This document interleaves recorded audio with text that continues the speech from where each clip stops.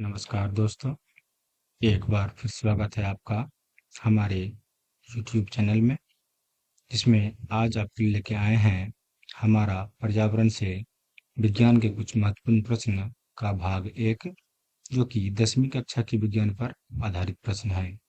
सभी प्रश्न जो हैं बैंकिंग, एसएससी और रेलवे के लिए इम्पोर्टेंट हैं। तो आइए चलते हैं आज का हमारा पहला क्वेश्चन की ओर। आज का हमारा पहला क्वेश्चन है, सोपानी कृषि किस राज्य में प्रचलित है? सोपानी कृषि, इसका ऑप्शन हो जाएगा ऑप्शन नंबर बी उत्तराखंड में। ऑप्शन नंबर बी उत्तराखंड में। जिन प्रश्नों के उत्तर आपको पहले से पता हो उसे आप कमेंट में अवश्य करेंगे, और जिनकी पता नहीं हो उसे आप नोट कर लेंगे। आइए दूसरा प्रश्न की ओर चलते हैं। दूसरा प्रश्न है, सीमेंट उद्योग का सबसे प्रमुख कच्चा माल क्या है? सीमेंट उद्योग का सबसे प्रमुख कच्चा माल है चूना पत्थर। Option number A. ठीक है, अगला प्रश्न की ओर चलते हैं। अगला प्रश्न है, कौन भारत का सबसे बड़ा लौह उत्पादक राज्य है?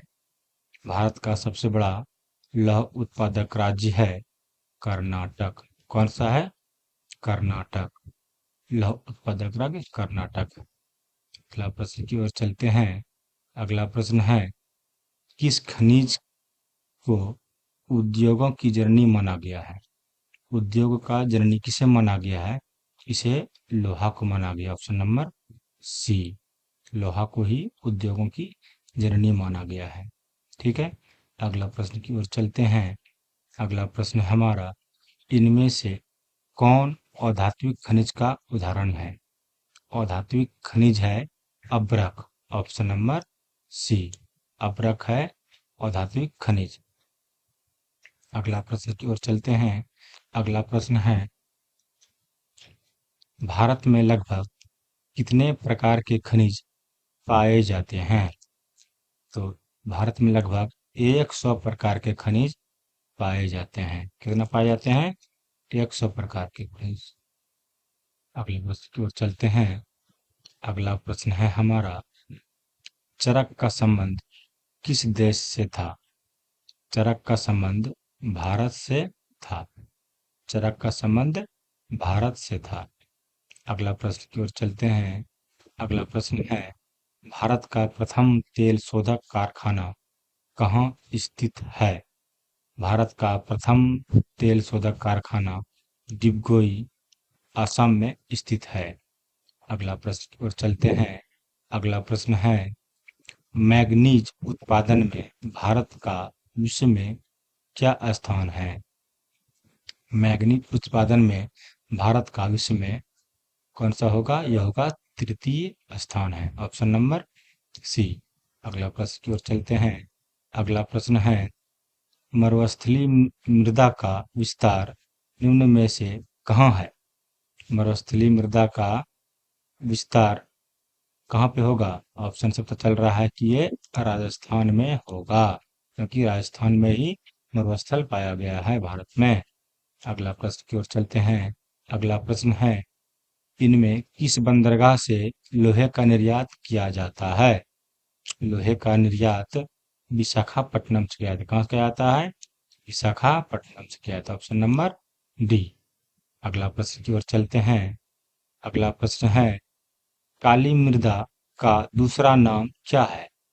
काली मृदा का दूसरा नाम, काली मृदा को क्या कहते हैं? रेगूर कहते हैं। क्या कहते हैं? रेगूर कहते हैं। अगला प्रश्न की ओर चलते हैं। अगला प्रश्न है हमारा, प्राकृतिक संसाधनों के संरक्षण हेतु 1968 ईस्वी में कौन सा कन्वेंशन हुआ था? 1968 ईस्वी में ऐसे प्रश्न भी पूछे जाते हैं, तो हमेशा आप ध्यान में रखेंगे इसे। ये हुआ था अफ्रीकी कन्वेंशन। Option number A. ईस्वी भी याद रखेंगे, सन 1968। प्राकृतिक संसाधनों के संरक्षण हेतु, इसे आप अवश्य नोट कर लेंगे, ये पूछे जाने वाले प्रश्न हैं। अगला प्रश्न है, प्लास्टर ऑफ पेरिस किससे बनाया जाता है?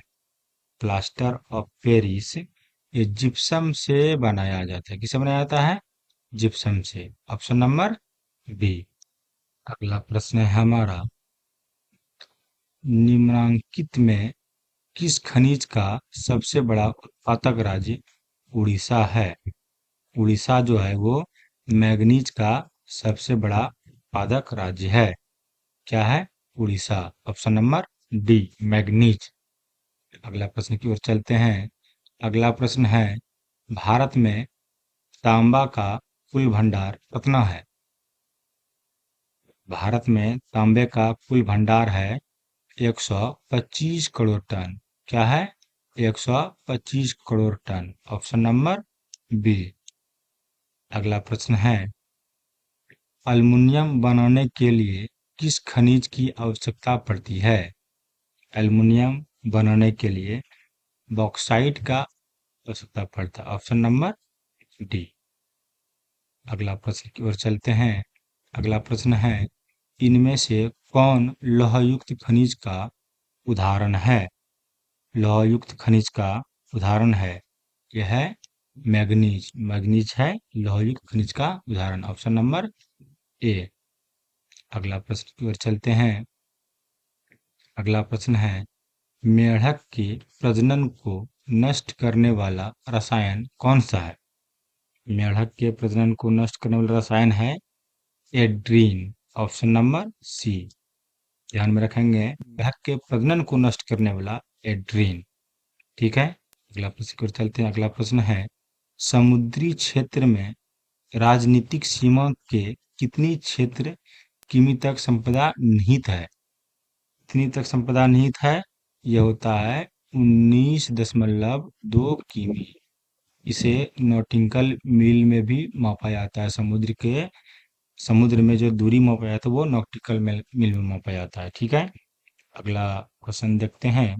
अगला प्रश्न है हमारा, बिजली के बल्ब के फिलामेंट बनाने में किसका उपयोग होता है?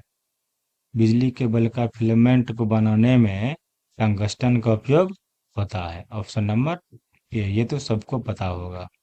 अगला प्रश्न की ओर चलते हैं। अगला प्रश्न है, वनस्पति रिपोर्ट के अनुसार भारत में वन का विस्तार है।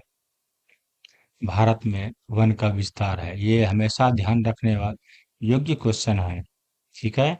इसका ऑप्शन हो जाएगा ऑप्शन नंबर बी। एक्यूरेट दिया दे, देखिए 20.55% भौगोलिक क्षेत्र में। अक्सर देखने को आपको ऐसा नहीं मिलेगा 55 और 60 के लगभग में, लेकिन ऐसा ऑप्शन को बनाया गया है ताकि एग्जामिनर विद्यार्थी को परेशान कर सके।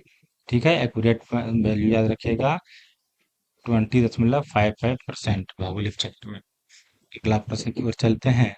अगला प्रश्न है, किस खनिज में भारत सुसंपन्न है? भारत भी है जो लोहा में सुसंपन्न है। इसमें कर्नाटक, झारखंड और अन्य राज्य में सबसे अधिक लोहा पाया जाता है। अगला प्रश्न की ओर चलते हैं। अगला प्रश्न है, कौन सी मिट्टी कपास के लिए सर्वोत्तम मानी जाती है? कपास के लिए सर्वोत्तम मानी जाती है काली मिट्टी। Option number C. अगला प्रश्न की ओर चलते हैं। अगला प्रश्न है, झारखंड का कोडरमा किस खनिज के उत्पादन के लिए प्रसिद्ध है? कोडरमा जो है वो अब्रक के लिए, हमेशा याद में रखिएगा, ये अब्रक जो है गाड़ी का जो शीशा होता है अग्रभाग का देखने वाला, आगे का शीशा वो अब्रक का होता है, ताकि उस पे वो तुरंत झड़े नहीं, फटे नहीं। वो अबरख लगा रहता है गाड़ी के शीशा में। ठीक है। अगला प्रश्न है, यूरेनियम का प्रमुख उत्पादक स्थल है। यूरेनियम यूरेनियम का उत्पादक स्थल है जादूगढ़। कहाँ है? जादूगढ़। ये भी झारखंड में ही स्थित है। अगला प्रश्न है, उड़ीसा के उड़ीसा किस खनिज के लिए सबसे उत्पादक है? उड़ीसा जो है हमारे भारत में प्राय राज्य जो है वो कुछ न कुछ खनिज विशेषता के लिए उत्पन्न है। उसी में उड़ीसा आता है। उड़ीसा में मैग्नीज सबसे अधिक पाया जाता है। Option number B. अगला प्रश्न की ओर चलते हैं। अगला प्रश्न है, संविधान की धारा 21 का संबंध है। संविधान की धारा जो है 21 है, क्या बोल रहा है, वन्य जीव एवं प्राकृतिक संसाधनों के संरक्षण हेतु मृदा संरक्षण जल संरक्षण से ऑप्शन नंबर ए हो जाएगा, वन्य जीवों तथा प्राकृतिक संसाधनों के संरक्षण हेतु संविधान की धारा 21 का संबंध। ठीक है, अगला प्रश्न की ओर चलते हैं। अगला प्रश्न है हमारा, बिहार झारखंड में देश का कितना प्रतिशत अदरक उत्पादन होता है? बिहार और झारखंड में देश का लगभग 80% जो है अदरक का उत्पादन हो जाता है। ठीक है, अभी बिहार का कहाँ बताए थे, बिहार का कोडरमा बताए थे, क्या बताए थे, सॉरी, झारखंड का कोडरमा बताए थे, क्या बताए थे, कोडरमा। हमेशा याद में रखिएगा, झारखंड का कोडरमा में सबसे अधिक अदरक पाया जाता है। कहाँ पे, झारखंड का कोडरमा में। अगला प्रश्न की ओर चलते हैं। अगला प्रश्न है हमारा, प्राथमिक ऊर्जा का उदाहरण नहीं है। प्राथमिक ऊर्जा कौन सा होता है जो हमें प्राकृतिक रूप में मिलता है? कोयला मिलता है, पेट्रोलियम मिलता है, गैस मिलता है। विद्युत जो है हमें प्राकृतिक रूप से नहीं मिलता है, ये मानव निर्मित बनाया जाता है। तो प्राथमिक ऊर्जा कौन सा नहीं है, विद्युत। Option number B, option number B जो है वो हो जाएगा इसका सटीक आंसर। ठीक है, अगला प्रश्न की ओर चलते हैं। अगला प्रश्न है हमारा, भारत के किस भूगर्भिक समूह में कोयला पाया जाता है? देखिए, कोयला तो मिट्टी के अंदर पाया जाता है, लेकिन उस समूह का क्या नाम, इस समूह में पाया जाता है, उस समूह का नाम है गोंडवाना समूह। कहाँ पाया जाता है कोयला, गोंडवाना समूह में कोयला पाया जाता है। ठीक है, अगला प्रश्न की ओर चलते हैं। अगला प्रश्न है हमारा, निम्न में कौन सी मिट्टी सर्वाधिक उपजाऊ है? सर्वाधिक उपजाऊ होती है जलोढ़ मिट्टी होती है, जो हर एक साल, प्रत्येक साल नई नई बन के आती है नदियों द्वारा, जल द्वारा। ठीक है, ये तो सभी को पता होगा। अगला प्रश्न की ओर चलते हैं। अगला प्रश्न है, गोवा के संयुग्म में कौन सा खनिज पाया जाता है? तो ये हो जाएगा लोहा। क्या पाया जाता है, लोहा, गोवा के संयुग्म में। ठीक है, अगला प्रश्न पर चलते हैं। अगला प्रश्न है, भारत के किस राज्य में सौर ऊर्जा के विकास की सर्वाधिक संभावनाएं हैं? सौर ऊर्जा, जहां सूर्य सबसे तेज चमकेगा वहां सौर ऊर्जा विकास ज्यादा होगा। सबसे अधिक सूर्य चमकती है राजस्थान में, जहाँ पे मरुस्थल भी है। अगर मरुस्थल को, एक रिपोर्ट के मुताबिक, अगर राजस्थान में सभी जितने भी मरुस्थल है उस जगह पे सोलर लगा दे, उससे भारत को सौर ऊर्जा के रूप में बहुत बड़ी विद्युत मिल सकती है। इस पे कोई कंपनी वर्तमान में बात भी कर रही है, इस पे सोलर लगाने के लिए हमारे भारतीय सरकार से।